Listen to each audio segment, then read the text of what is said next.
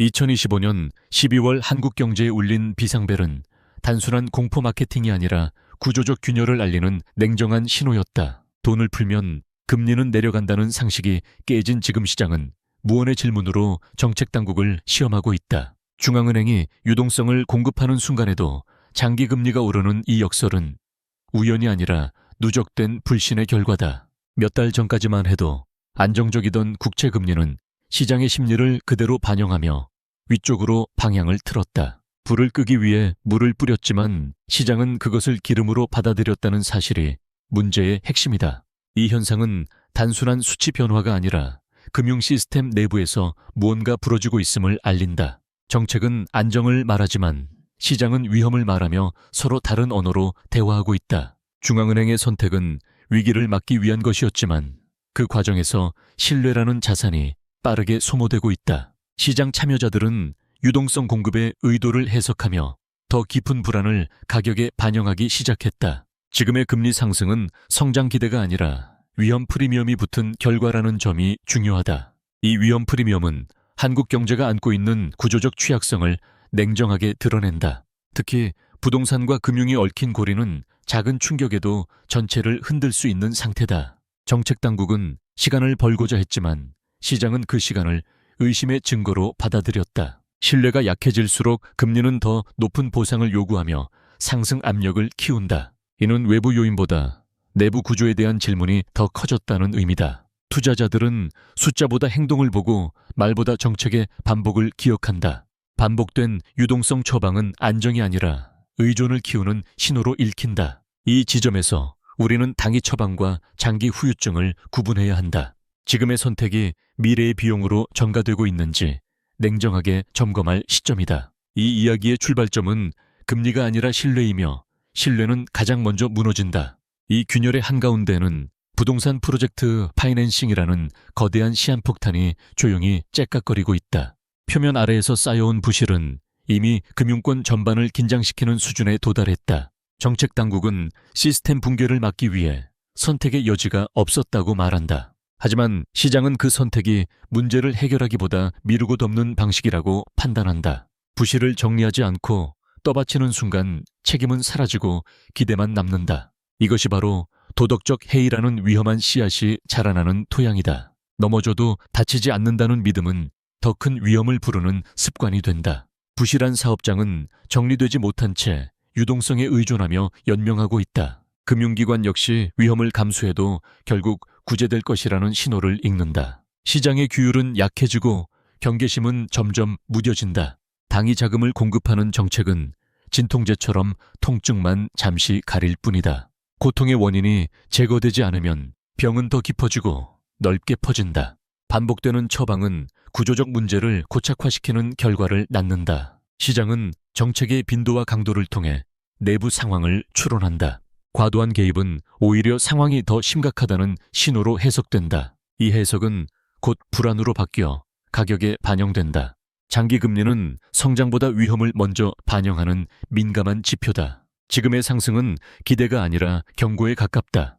외부 충격이 없어도 내부 요인만으로 위기는 증폭될 수 있다. 우리는 이미 구조적 한계 경계선 위에 서 있다. 이 위기의 씨앗은 어느 날 갑자기 생긴 것이 아니라 과거의 한 선택에서 조용히 뿌려졌다.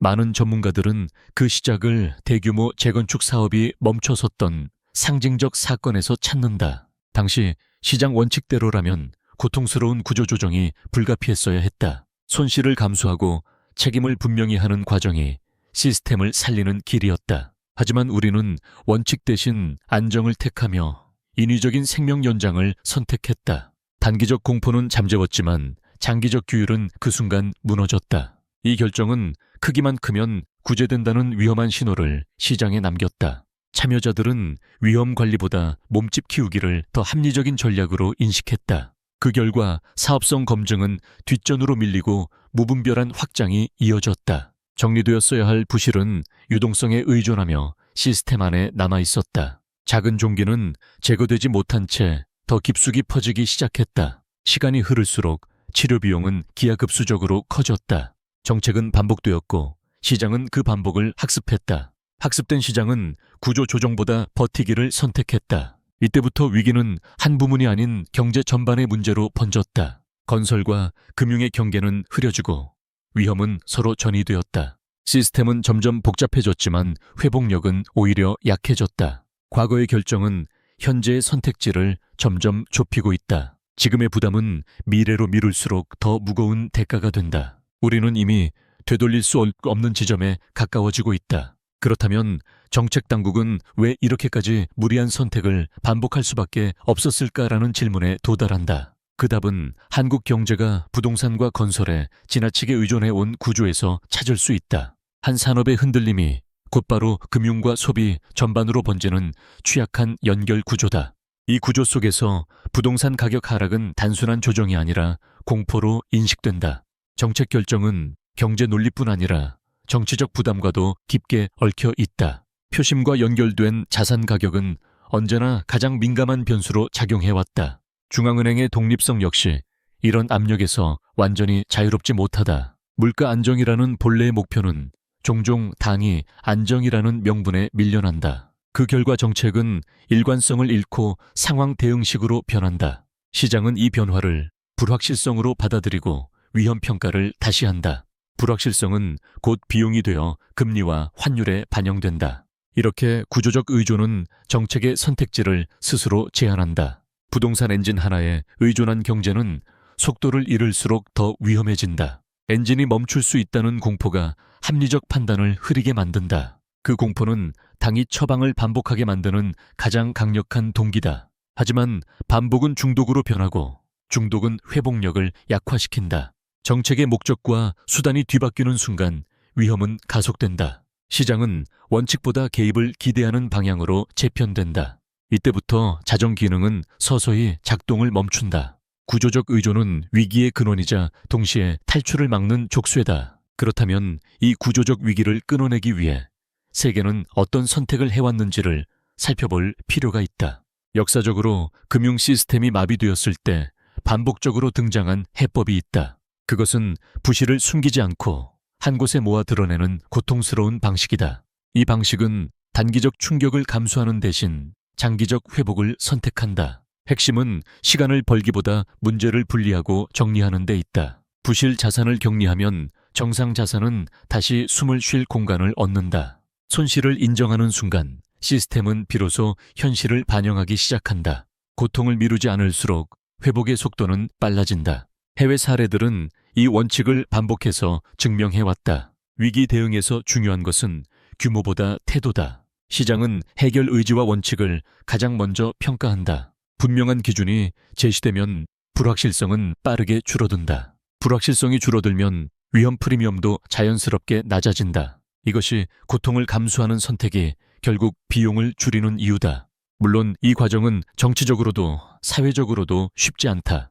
단기적 비난과 책임 공방이 불가피하게 뒤따른다. 그러나 이를 회피할수록 비용은 눈덩이처럼 불어난다. 구조 조정은 선택이 아니라 시기의 문제로 바뀐다. 늦을수록 선택지는 줄고 부담은 커진다. 지금은 해법의 가능성을 논의할 마지막 여유에 가깝다. 그러나 해법을 이야기하기 전에 우리는 이 위기가 어떻게 신호를 보내는지부터 이해해야 한다. 위기는 항상 조용한 지표 변화로 먼저 모습을 드러낸다. 그 중에서도 장기 국채 금리는 가장 민감한 경보장치다. 이 지표는 정책의 말보다 시장의 진짜 생각을 반영한다. 금리가 서서히 오를 때 시장은 이미 위험을 계산하고 있다. 특정 임계선을 넘는 순간 불안은 공포로 전환된다. 그 전환점은 숫자보다 속도에서 더 분명히 드러난다. 급격한 변화는 내부 균열이 빠르게 확산되고 있음을 뜻한다. 이때부터는 작은 뉴스도 과도한 반응을 낳기 시작한다. 신뢰가 약해진 시장은 항상 최악을 먼저 상상한다. 환율은 그 상상을 가장 빠르게 행동으로 옮기는 통로다. 자본은 위험을 느끼는 순간 국경을 넘는데 주저하지 않는다. 환율의 급변은 외부의 공격이 아니라 내부의 불신을 반영한다. 이것은 국제사회가 보내는 냉정한 평가표와 같다. 다음으로 주목해야 할 것은 방어 체력의 소모 속도다. 외환 보유액은 위기 상황에서 쓰이는 실질적인 탄약이다. 이 자원이 빠르게 줄어든다면 선택지는 급격히 좁아진다. 방어가 길어질수록 비용은 눈에 띄게 커진다. 내부의 뇌관은 여전히 금융권 깊숙이 남아있다. 이 신호들을 함께 볼 때 위기의 윤곽이 비로소 드러난다. 이제 이 신호들을 개인의 관점에서 어떻게 읽어야 하는지로 시선을 옮길 차례다. 위기는 것이 지표로 시작되지만 결국 개인의 자산과 선택에 영향을 미친다. 그래서 우리는 경제 상황을 판단할 개인용 계기판이 필요하다. 첫 번째 계기판은 여전히 장기 국채 금리의 움직임이다. 이 지표는 위험의 예고편처럼 가장 먼저 방향을 바꾼다. 금리가 일정 수준을 넘어서며 가속되기 시작하면 경계는 필수가 된다. 두 번째 계기판은 환율의 흐름이다. 환율은 외국 자본의 심리를 가장 솔직하게 드러낸다. 급격한 환율 변화는 신뢰의 균열이 외부로 드러난 신호다. 세 번째 계기판은 외환 보유액의 변화 속도다. 이 수치는 국가 방어력의 체력을 보여준다. 감소 속도가 빨라질수록 선택의 폭은 급격히 줄어든다. 네 번째 계기판은 취약금융권의 연체 지표다. 평균 수치보다 가장 약한 고리를 따로 살펴야 한다. 이 고리가 끊어지는 순간 연쇄 반응은 피하기 어렵다. 다섯 번째 계기판은 외국인의 자금 흐름이다. 그들은 말보다 행동으로 판단을 보여준다. 지속적인 자금 이탈은 경고가 아니라 결론에 가깝다. 이 다섯 가지를 함께 볼 때 비로소 전체 그림이 보인다. 계기판을 읽는 능력은 위기를 피하는 최소한의 방어 수단이다. 이 계기판이 모두 경고를 보내는 국면에서는 자산 배분의 우선순위도 달라져야 한다. 성장만을 전제로 한 전략은 이 시기 가장 먼저 점검 대상이 된다. 위험 자산의 변동성은 위기 국면에서 상상을 뛰어넘는 속도로 커진다. 손실은 느리게 오지 않고 한 번에 몰려오는 경향을 보인다. 그래서 이 시기에는 수익보다 생존이 더 중요한 목표가 된다. 현금 흐름과 유동성은 불확실성 속에서 가장 강력한 방패다. 쉽게 팔 수 없는 자산은 위기에서 가장 큰 부담으로 변한다. 포트폴리오는 속도가 아니라 균형을 기준으로 재편해야 한다. 방어적 자산의 비중은 심리적 안정에도 중요한 역할을 한다. 공포가 커질수록 판단력은 숫자보다 감정에 흔들리기 쉽다. 미리 정해둔 원칙은 이런 순간에 방향을 잡아주는 기준점이 된다. 위기 국면에서의 실수는 회복 기간을 몇 배로 늘린다. 반대로 작은 방어는 장기적인 선택지를 지켜준다. 모든 자산이 동시에 위험해지는 순간이 존재한다. 이때 중요한 것은 무엇을 살 것인가 보다 무엇을 지킬 것인가다. 단기 반등에 대한 유혹은 가장 위험한 함정이 된다. 위기는 항상 마지막 희망처럼 보이는 함정을 남긴다. 냉정함을 유지하는 능력은 자산만큼이나 훈련이 필요하다. 준비된 투자자는 공포 속에서도 구조를 읽는다. 이 국면은 끝이 아니라 다음 기회를 준비하는 구간이다. 하지만 위기의 끝자락에서 기회는 언제나 불편한 얼굴로 등장한다. 대부분의 사람들은 공포가 극에 달했을 때 사고를 멈춘다. 그러나 시장은 바로 그 순간부터 구조적 재편을 시작한다. 부실이 제거된 자리에는 건강한 자산이 다시 평가받을 공간이 생긴다. 가격이 아니라 구조를 보는 시선이 이 시기에 성패를 가른다. 단기 뉴스에 흔들릴수록 장기 흐름은 더 잘 보이지 않는다. 위기 이후의 회복은 이전과 같은 모습이 아닐 가능성이 높다. 살아남은 자산은 더 엄격한 기준을 통과한 결과다. 그래서 위기는 파괴이자 동시에 정화의 과정이 된다. 이 국면에서는 인내가 가장 저평가된 자산이다. 기다림은 아무것도 하지 않는 것이 아니라 판단을 유예하는 선택이다. 성급한 진입은 구조가 완성되기 전에 뛰어드는 위험이다. 바닥을 맞추려는 시도는 대부분 좌절로 끝난다. 대신 회복의 방향이 분명해지는 순간을 기다려야 한다. 시장은 항상 신호를 보내지만 그것은 소음 속에 섞여 있다. 구조적 변화는 지표보다 행동에서 먼저 나타난다. 이 행동을 읽을 수 있을 때 기회는 공포보다 또렷해진다. 위기는 모두를 시험하지만 준비된 사람에게만 문을 연다. 중요한 것은 언제 들어갈지가 아니라 어디에 서 있을지다. 이 구간은 다음 사이클을 결정짓는 가장 조용한 분기점이다. 결국 이 모든 이야기는 위기를 예언하기 위한 것이 아니라 선택의 기준을 세우기 위한 것이다.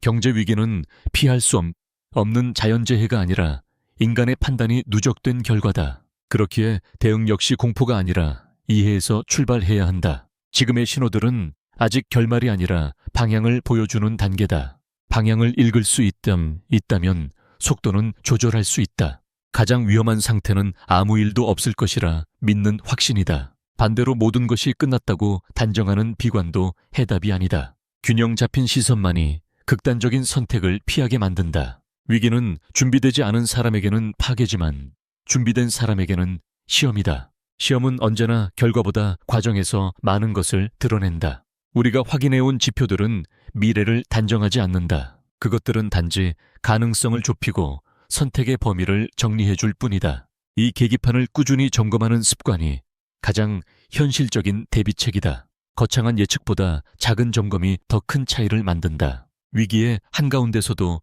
냉정함은 훈련될 수 있다. 훈련된 판단은 감정이 아니라 구조를 따라 움직인다. 구조를 이해하면 공포는 정보로 바뀐다. 정보가 쌓일수록 선택은 점점 단순해진다. 다가오는 변화는 이미 시작되었고 준비의 시간은 줄어들고 있다. 지금 이 순간이 바로 다음 사이클을 대비할 마지막 출발선이다.